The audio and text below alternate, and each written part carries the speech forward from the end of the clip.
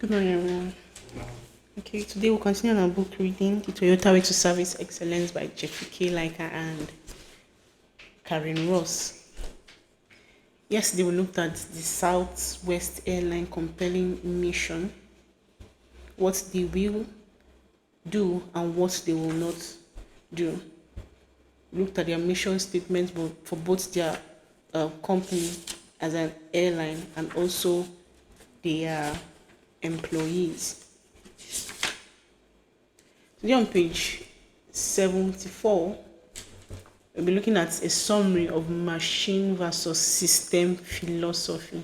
Machine versus system philosophy. So writing down a mission statement is one thing. Making it a living reality in a stable culture is something entirely different. It involves socializing people to think and act according to core values, one person at a time. Let's review the living systems philosophy and how it's different from more typical machine thinking. The difference starts with the perceived purpose of the enterprise. In the mechanistic view, we want each investment, each part of the machine to work and give us predetermined return on investment now. Otherwise, there is no point in investing. One of the most innovative companies in the world, 3M, was nearly destroyed by a mechanistic CEO who decided to eliminate most of the new ideas in this new product incubator, attempting to predict with statistics the most likely product to succeed. The prediction turned out to be wrong much of the time. New products declined and the company was on a death spiral.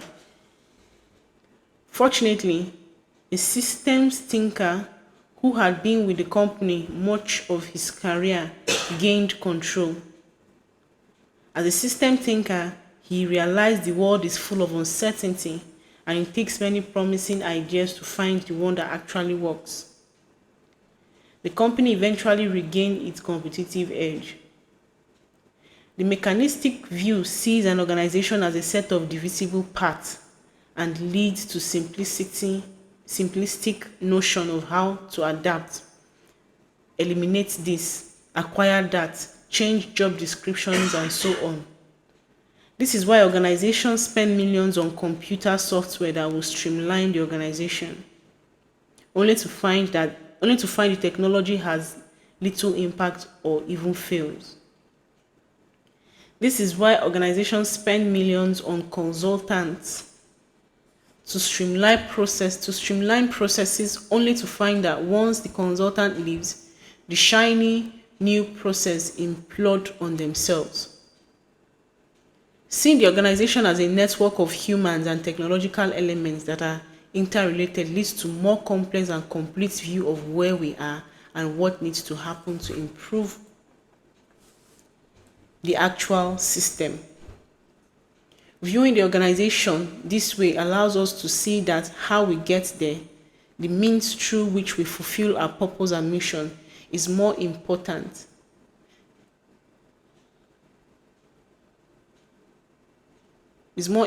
than simply getting to where we are going. Short-term quarterly results in the mechanistic view of the organization. With mechanistic thinking, cause and effect are direct and linear. The mechanistic manager demands to know, why did that happen? The subordinate replies sheepishly, we are not sure, sir. There are many possible causes. The manager, getting frustrated, now issues his order. I do not pay you to give me excuses. I pay you for answers. There was a defect in the process of that transaction. It happened for a reason. Find out what or who is to blame and report back to me by the end of the day what you intend to do about it. Let's consider a similar situation under the leadership of a Toyota-trained teacher. Ritsu Shingo is the son of the famous Shego Shingo, who contributed to the creation of the Toyota production system. Rizzio worked his way up to the executive level in Toyota manufacturing over 40 years and retired to begin teaching and consulting. During one of his workshops, while leading delegates through a factory in Mexico, he noticed a defect in assembling as it was occurring. He immediately began to observe and question the workers and discovered the assembling was difficult because one of the parts were out of specification. He asked where the process was that created the defect and immediately led the team back to that machine. Again, observing and questioning the operator, it turned out that the materials purchased were out of spec. He charged off with the team in tow to the purchasing department and found out which supplier had shipped that material, and asked the people in the department how they responded to a defect like this. He was set to get into a car and drive to the supplier when the workshop organizer suggested that there was not enough time in the workshop to go and the task could be left as management assignment. This is called the 5-way method in Toyota vocabulary. Shingo kept asking why, and it drove him to understand the underlying system causes, where he, like the mechanistic thinking manager, he would have insisted the assembler or the assembly process was to blame, and the root cause would never be addressed. In fact, there may have been reasons to contain the problem in assembly with a short-term countermeasure, but then the manager needed to spend time finding and addressing the root cause. A system thinker is never satisfied with a localized bandage when the real problem has not been addressed. Unfortunately, we see many examples of mechanistic linear cause and effect thinking in complex service organization process.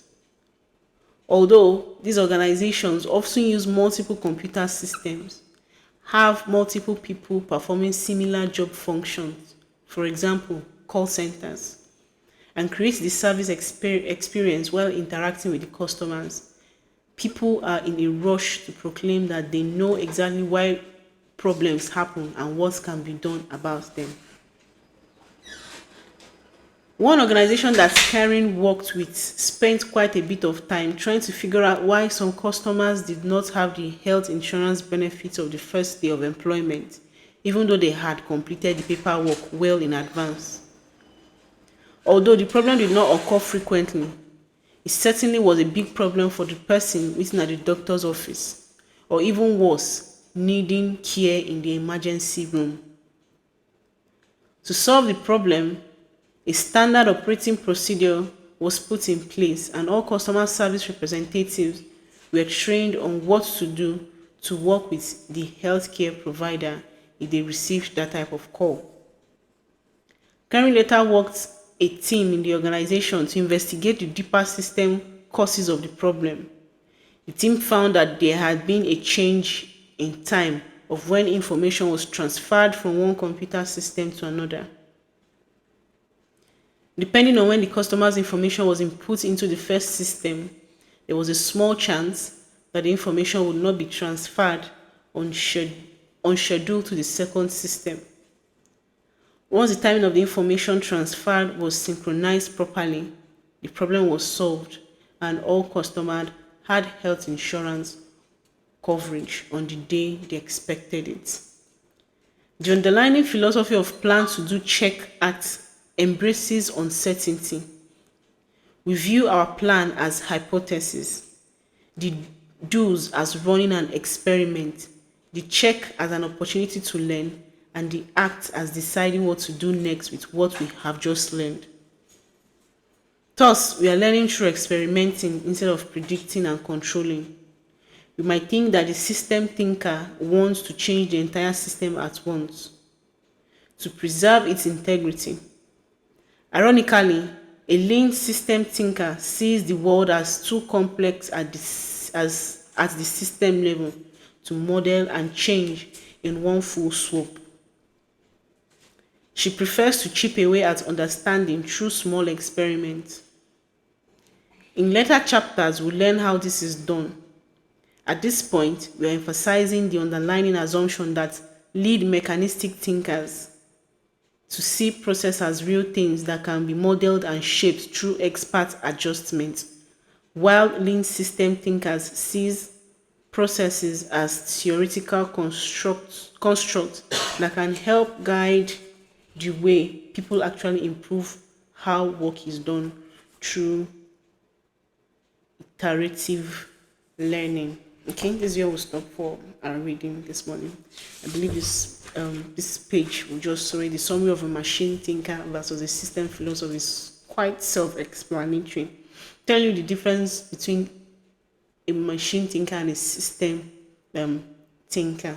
A machine thinker actually thinks that everybody should work like individual, do your own thing by yourself, don't call anybody. There's no teamwork in it. Like, let me just put that there's no teamwork when it comes to machine thinking. There's no teamwork in machine thinking. But when it comes to system sees everybody as a team working together for the better good of every body, for everyone, and also learning. So what's the difference? What are those differences between a machine thinking, that's the mechanistic thinking, and a living system, that's organic thinking? That's the difference in purpose. For mechanistic thinkers or machine thinkers, they achieve short-term results. Whatever they are doing is always short-term.